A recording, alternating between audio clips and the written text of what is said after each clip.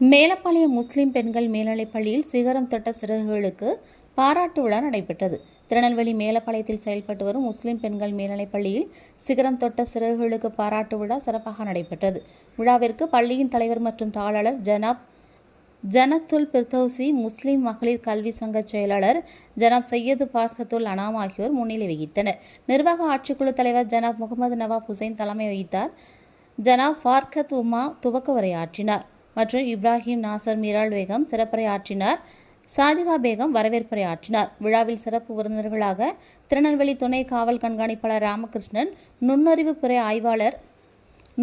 பிரிவு ஆய்வாளர் தில்லை நாகராஜன், மேலப்பாளையம் காவல் நிலைய ஆய்வாளர் செந்தில் தங்கத்துரை ஆகியோர் கலந்து கொண்டு மாணவிகளுக்கு சீல்டு வழங்கி வாழ்த்துரை வழங்கினர். மேலும் மயோபதி நிர்வாக இயக்குநர் ராமசாமி, டாக்டர் கௌதம் ராஜ்கபூர், நியாஸ் ஜலீல் அகமது உஸ்மானி, நலீம் புகாரி, முக்தீன் அப்துல் காதர், ஹயாத் அப்துல் ரசாக், முகமது புகாரி ஆகியோர் வாழ்த்துரை வழங்கினர். விழாவில் ஆசிரியர்கள், பெற்றோர்கள், மாணவிகள் திரளாக கலந்து கொண்டனர். நிகழ்ச்சிக்கான நன்றியுரையை பட்டதாரி ஆசிரியை மஞ்சுளா வழங்கினார்.